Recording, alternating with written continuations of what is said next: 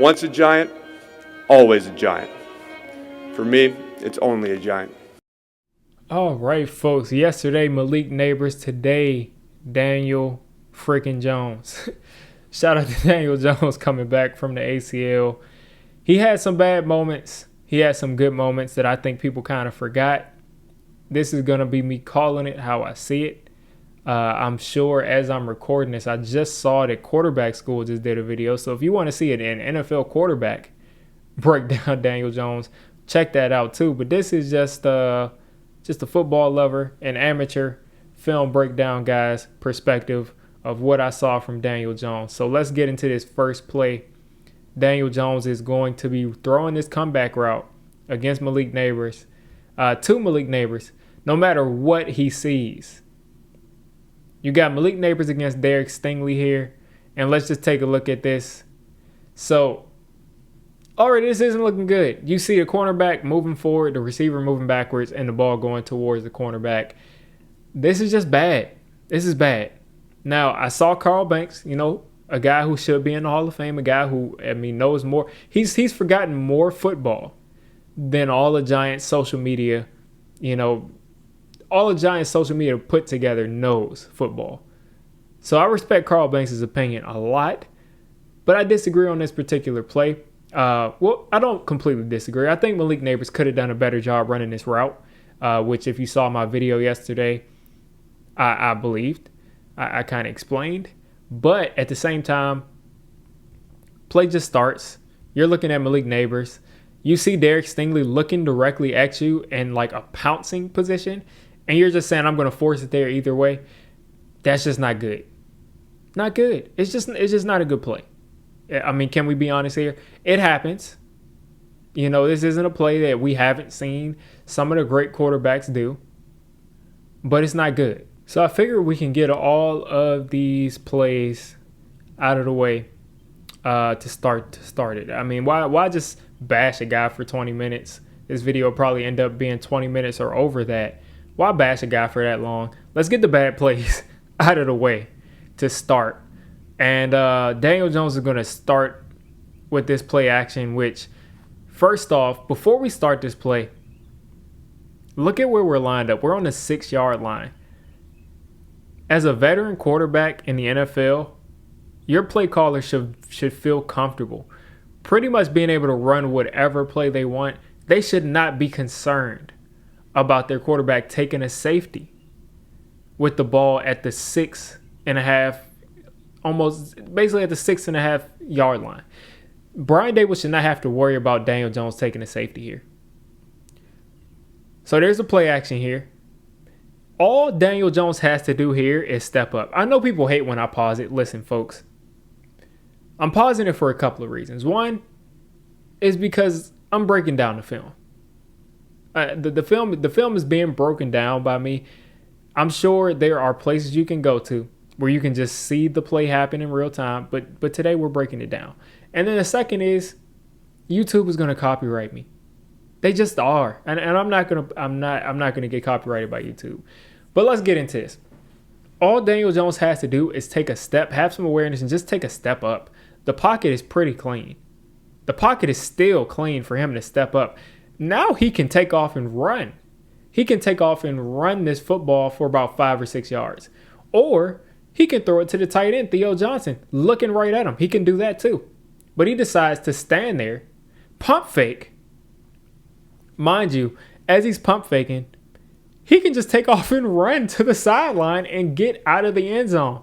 And instead of that, he eats the sack pretty much and just tosses it up like an idiot. And this is just atrocious. There's no excuse for this. There's no excuse for it. It's atrocious. It is absolutely atrocious. There's just no reason for it.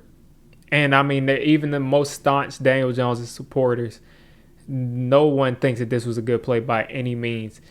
He should not have been in the end zone. That's the number one thing. And the second thing is there's no way you should be throwing out of a sack while you're in the end zone and you can't even see what's really going on. Now, some people might say Theo Johnson was covering this DB, but you just can't do it. You got to know the defense. You just can't do it. Cannot throw out of a sack to a pick six. All right, so I by far have the least amount of issues with this interception out of the 2 interceptions that he threw. Hyatt is just going to take this deep, take this vertical. Again, I think it wasn't Carl Banks. Let's stop talking about. It wasn't Carl Banks. It was another guy, an NFL receiver, former NFL receiver, that was saying that Hyatt didn't give his quarterback a place to throw the football. I think Hyatt did okay here. I mean, of course, optimally, Hyatt probably just runs right by him and just is wide open, sure. But, I mean, looks like there's plenty of space to me. And we may not have this from a different angle, but it looks like there's plenty of space to me. Stingley is a monster, but guess what? Hyatt's open. And this ball is just placed in the wrong place. It's just placed in the wrong place. It should be on the outside shoulder. Should be a little further upfield and outside. Should be a little bit further upfield and on the other shoulder of Jalin Hyatt, because he throws it directly to Derek Stingley. Derek Stingley makes a nice catch. Really nice catch. But at the same time, this should have been caught for a touchdown by Jalin Hyatt if it got put on the other shoulder. Just that simple. But like I said, the good I take away from this is Daniel Jones is seeing guys one-on-one, no safety over the top, and he's taking these shots every time. He's taking these shots every time. Every single time I see this guy with no safety over the top, and he's got Hyatt, he's got Slayton, he's got Malik Neighbors one-on-one, he's taking the shots. And this is what we need. All right, so this is 3rd down, and just as I said, every single time there's one-on-one, he throws it. He didn't throw it this time, but he converted. This is 3rd down, folks. You're looking to move the chains. 3rd and 6, something like that. Anyway, Daniel Jones does a great job here maneuvering the pocket, steps up in the pocket, finds a guy wide open. Malik Neighbors is kind of open, but Wan'Dale Robinson right in the middle of the field, wide open. I think your tight end at the bottom of your screen is just dusting. Look at 17. Look at 17 playing Twister. Let's just take a look at 17. I mean, I can't ignore that. Look at 17 playing Twister here. Anyway, Wan'Dale Robinson comes open here, and DJ hits him in stride. I don't know why Wan'Dale Robinson dives. I mean, I guess he was just kind of focused on that.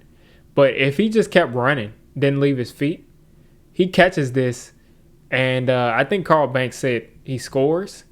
He may not score, but he's going to catch this, and he's going to at least get about 10, 15 more yards. So I don't know why he kind of stopped to dive for that and left his feet. But if he just runs through that football, that's a lot of yards after that. So really nice play by Daniel Jones. Let's take a look at it from this angle. Going to take the snap. You'll see the protection is marvelous. Maneuver in the pocket, finds a guy, boom, 1st down.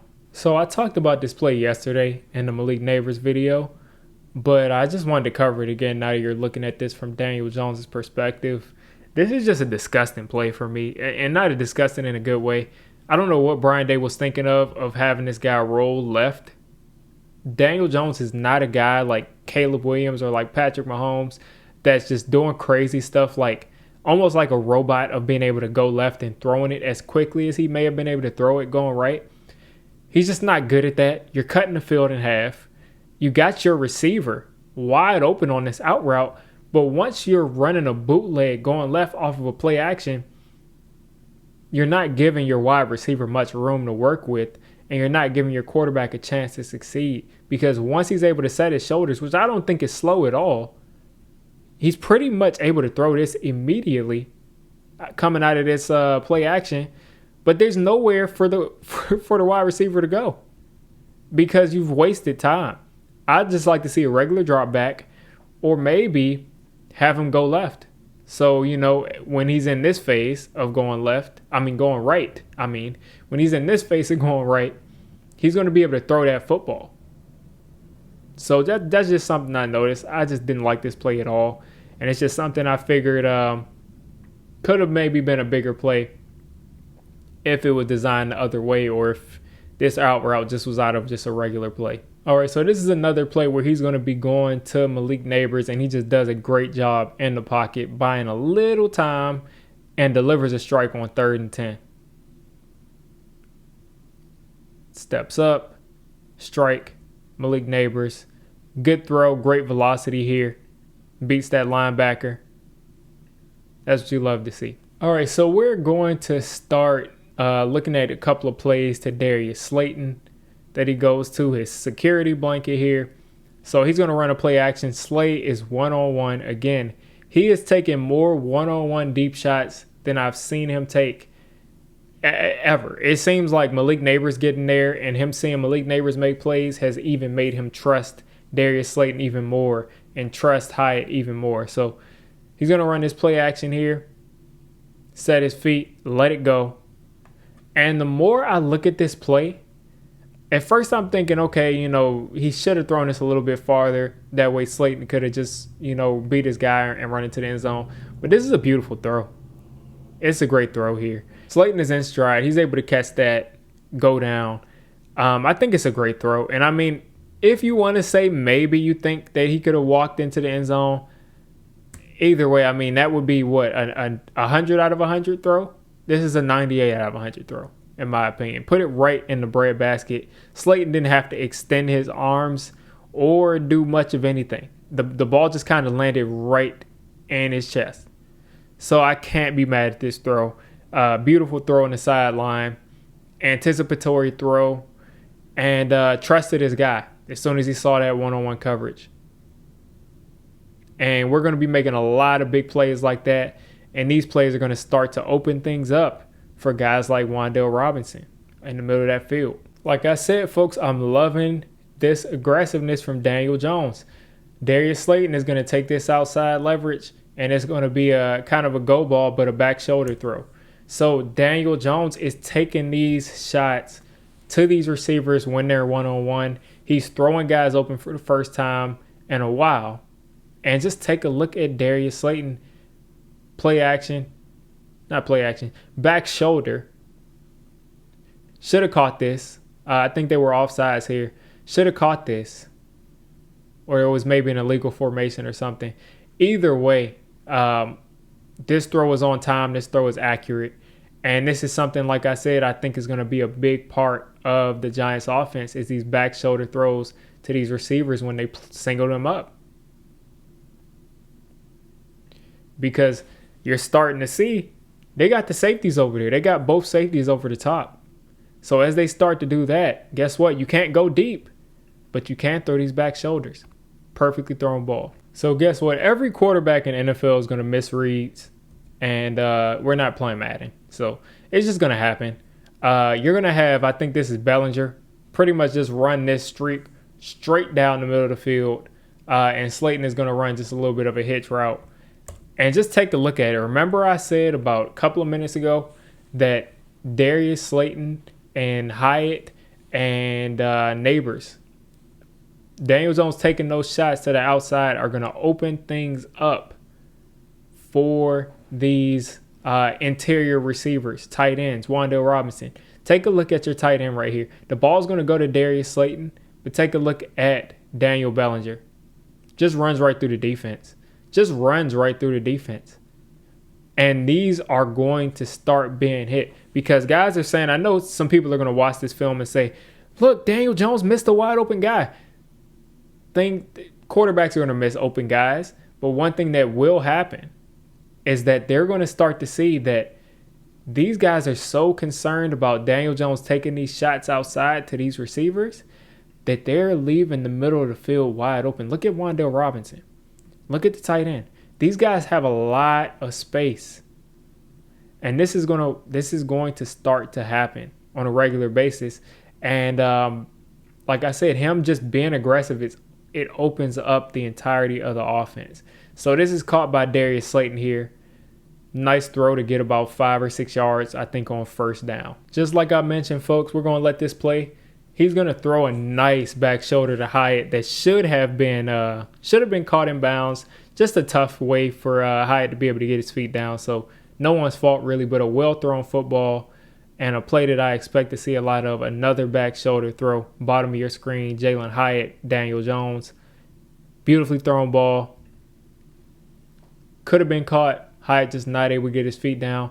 But again, folks, take a look at the middle of the field. He spread these safeties straight out. Spread them out. I mean, he spread the field by taking these shots. This is what we've been begging Daniel Jones to do, is to take these shots down the field on a consistent basis, because look at Wan'Dale Robinson, number 17, in the middle of the field. Look at him. This is a touchdown. This is how Isaiah Hodgins scored in the playoffs against the Minnesota Vikings. This is a touchdown. Seam straight down the middle of the field. This is a pitch and catch touchdown. Because Hyatt isn't able to come up with that, it's ended up being, I think, a field goal drive.